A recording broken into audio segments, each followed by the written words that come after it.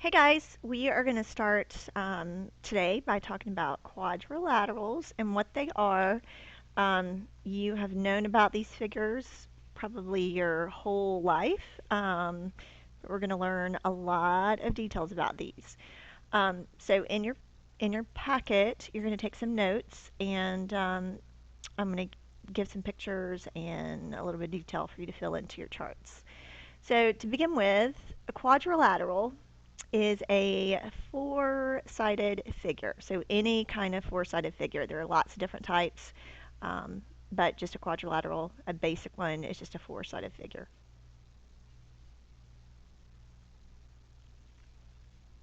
Remember, we talked about polygons last semester, and we did learn at that point what a quadrilateral was. There are several different types of quadrilaterals, and we can classify them based on their sides and their angles and all the little details about them. Just to give an overview before we fill in the chart, you have quadrilaterals that have two pairs of parallel sides. These would be parallelograms. And within parallelograms, you have rhombus, you have a rectangle, you have a square. You also have quadrilaterals that have just one pair of parallel sides. Those are going to be trapezoids. And you can have a regular trapezoid, a right trapezoid, isosceles trapezoid. The other specific kind of quadrilateral would be the kind that has two pairs of adjacent congruent sides, and that's going to be a kite. So you don't need to jot those down. That's just an overview. Now let's go into detail. To begin with, parallelograms, think about what you hear in that word, parallel. Parallelograms have two pairs of parallel sides. The opposite sides are actually congruent, and we're going to learn all kinds of details about these parallelograms next week. But for today, we're just going to worry about the fact that a parallelogram has two pairs of parallel sides. Here's lots of different examples that you can draw. Actually, you have one drawn in your chart for you. Now, these figures are drawn to scale. Remember from last semester, you can have a figure drawn to scale or not drawn to scale. When it's not drawn to scale, it's not exactly what it looks like. So we're going to give examples of each of those as we go through these. So this is a picture of some figure not to scale. And what I'm going to look for to know that it's a parallelogram is I'm going to have the parallel marks on the opposite sides. Now you should mark this in your picture. You only have a basic square in your chart, and you want to put the markings, because these are the markings you look for to be able to name this as a parallelogram. So when you see, remember the arrows represent parallel lines. So these two sides are parallel, and these two are parallel. A rectangle is a specific kind of parallelogram. It's a parallelogram that has four congruent angles, which means if all four angles are congruent, they all have to be right angles. So that picture is to scale. I can look at that and tell that these two sides are congruent and these two sides are congruent. Now, this one is not to scale. So I'm going to look for the markings. The markings you look for in a picture like this to know it's a rectangle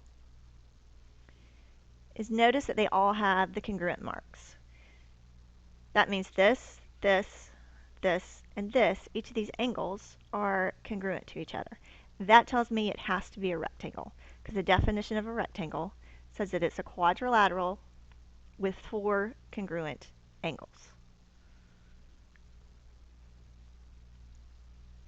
A rhombus is the next kind we're going to talk about. A rhombus is a parallelogram, and what makes a rhombus is the fact that it has four congruent sides. So there is a two-scale version of a rhombus. Each of those sides are congruent to each other. You can tell that the angles are not necessarily congruent to each other, but all four sides are congruent to each other. Now here is another basic square not drawn to scale. And what I will look for in a picture for this is congruent marks. Notice that all four sides are marked congruent to each other. So really the only thing I can say about this picture is that it is a rhombus. Now a square, you know what a square is. It's a very particular kind of parallelogram. It actually is both a rhombus and a rectangle because it's a parallelogram that has four congruent angles and four congruent sides. Therefore, all the sides are the same, all the angles are the same, which means all the angles have to have a measure of 90 degrees. So in a picture that's not to scale, what I'm going to look for are that all four angles are congruent. Now if it just had this, I'd say, oh, it's a rectangle. But because it has that also, it has to be a square. So make sure you mark your picture on your chart.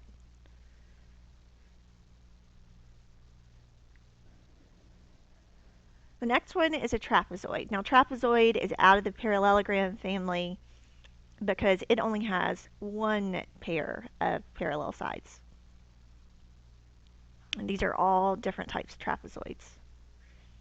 So you can see that these two are the parallel sides, these two, and these two are the parallel sides. So in this picture, I know that it's a trapezoid. I know it's not a parallelogram because these sides haven't been marked parallel. Only one pair, and that's all I have, so all I can say is it's a trapezoid. A right trapezoid is a specific type of trapezoid. It's a trapezoid that has one pair of parallel sides and it has a right angle. Now, think about it based on what we talked about with parallel sides. These are my parallel sides. Even if I just have this angle marked, I know that these two are supplementary. So if this one's 90, this one has to be 92. Because remember, those are consecutive interior angles.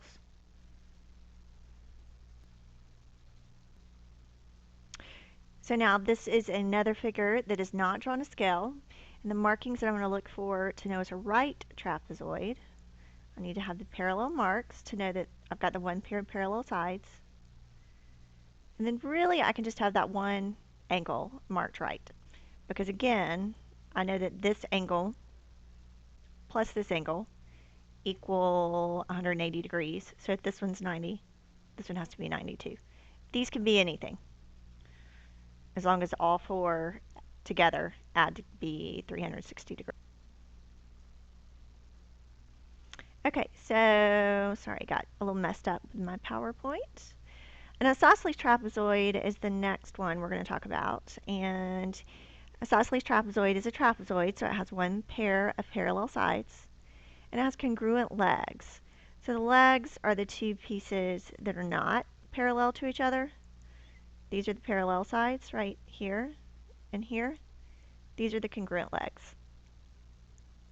So the way I'm going to see that on a picture that is not to scale, I need to look for the one pair of parallel sides and the congruent marks on the legs.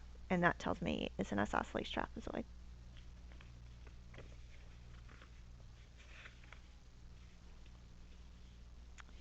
And the last kind of special quadrilateral is a kite. And a kite has two pairs of consecutive congruent sides. So consecutive meaning they come right after one another. So these two are obviously congruent. And these two are congruent. Again, we'll learn more details about kites later.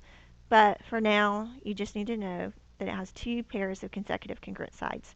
Kites have no parallel sides. Not one pair, not two pair, nothing on a kite is parallel.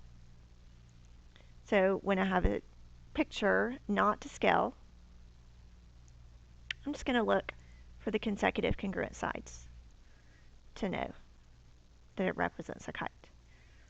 Now, the point of all this is just so that we know the details of all of these figures. We understand exactly what they are and what to do with them and how to find different measures. Um, the next thing we're going to do, and we'll do this in the next video, is we're going to go through the Venn diagram and the flow chart so you can see how all of this goes together.